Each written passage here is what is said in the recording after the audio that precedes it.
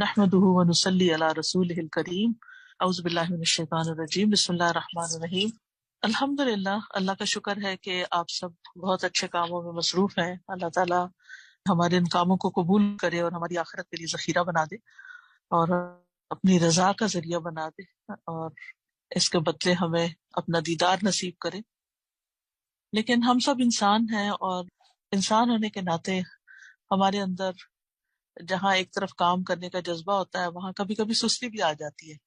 کبھی عبادات میں سستی آ جاتی ہے, کبھی دین کے کام میں سستی آ جاتی ہے.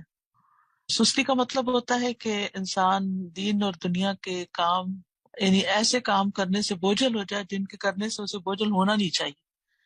یعنی نماز آنکھوں کی ٹھنڈک ہے اور اسی طرح ہمارا دین کا کام جو ہے قرآن کی تعلیم دینا اور لینا دونوں ہی ایمان بوسٹنگ چیزیں ہوتی.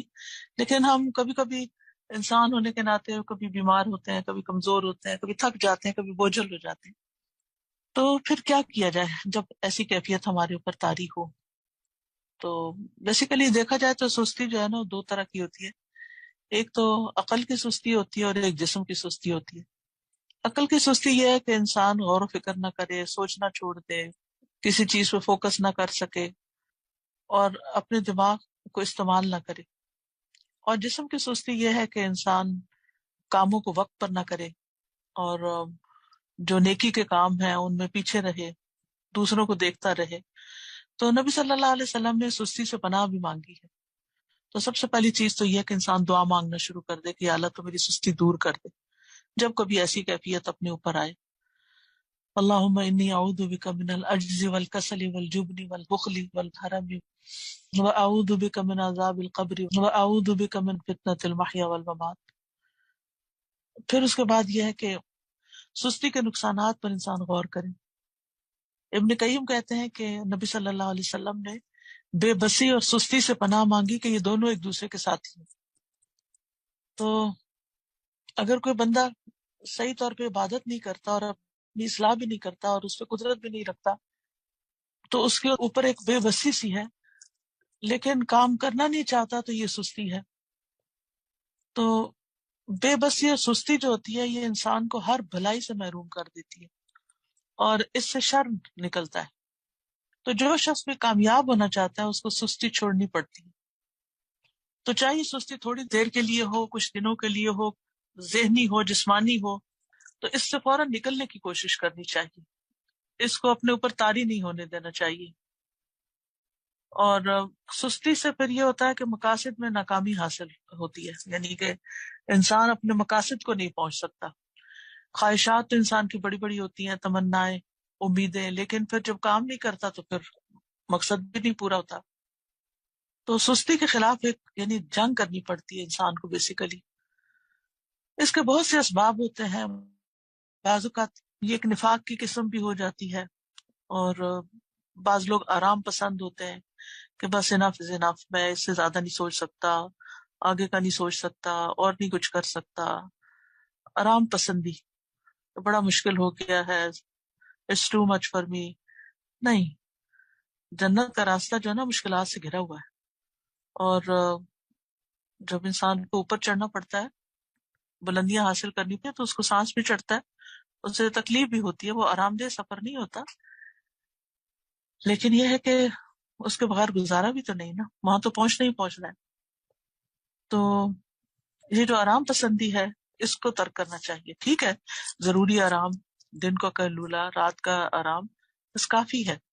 اس سے زیادہ یہ ہے کہ اب صبح انسٹیٹیوٹ آنے کا ٹائم ہے, نہیں میں نہیں آ سکتی, مجھے تو سونا ہے. رات کو بلا وجہ دیر تک جاگنا اور پھر صبح سوئے رہنا, وقت پہ کام نہ کرنا. تو یہ انسان کے لیے آہستہ آہستہ پھر اسے خیر کے کاموں سے محروم کر دیتا ہے. پھر اسی طرح یہ ہے کہ بعض اوقات کچھ لوگ بس ویسے ہی ان کو فراغت پسند ہوتی ہے کہ فارغ رہیں, بہت زیادہ سٹریس نہ ہو ان پہ کاموں کا. لیکن صحابہ جو تھے وہ فارغ انسان کو ناپسند کرتے تھے. ابن مسعود کہتے ہیں میں اس بندے کو پسند نہیں کرتا جسے میں بالکل فارغ دیکھتا ہوں, کہ نہ وہ دنیا کے کام میں مشغول ہے نہ کسی آخرت کے کام میں. پھر اسی طرح یہ ہے کہ بعض لوگ بس عیش پسند ہوتے ہیں, بس ان کاموں کو کرنا چاہتے ہیں جن میں ان کو مزہ آتا ہے, وہ کام نہیں کرنا چاہتے جو ان کے نفس پہ بھاری ہوتے ہیں. تو ایسی صورت میں پھر یہ ہے کہ انسان کو سوچنا چاہیے کہ اس کا پھر انجام کیا ہوگا. دنیا میں تو میں عیش کر لوں گا، لیکن آگے کا پھر کیا بنے گا. اسی طرح کچھ صحت کا خیال نہ رکھنا، بعض اوقات بیماری جو ہوتی ہے وہ انسان کو سست کر دیتی ہے، یا زیادہ کھانا پینا جو ہے وہ انسان کے اندر سستی پیدا کر دیتا ہے، زیادہ سونا جو ہے وہ دل کو مردہ کر دیتا ہے. پھر یہ کہ سست لوگوں کی مجلس، اور لوگ کچھ نہیں گھر میں کام کر رہے تو پھر انسان کہتا ہے میں کیا کروں، کوئی بھی نہیں کر رہا. اور ماحول کا بگاڑ جو ہوتا ہے وہ انسان کو بیکار کر دیتا ہے، اور پھر انسان بعض اوقات کاموں کو ڈیلے کرتا رہتا ہے، اور ابلیس پر کامیاب ہو جاتا ہے انسان کو بیکار کر کے کہ وہ اپنی زندگی کو ضائع کر بیٹھتا ہے. تو انسان کی عبادات بھی متاثر ہوتی ہیں، خدمت خلق متاثر ہوتی ہے، ریلیشن شپ متاثر ہوتے ہیں. اگر آپ سست ہیں، گھر کا کام نہیں کرتی، یا انسٹیٹیوٹ میں یا کہیں بھی جہاں بھی کام کرتے ہیں کام نہیں کرتی، تو ظاہر آپ کے کولیگس متاثر ہوتے ہیں، آپ کے لائف پارٹنر متاثر ہوتا ہے، آپ کے پیرنٹس متاثر ہوتے ہیں، وہ اڑتے جلتے رہتے ہیں.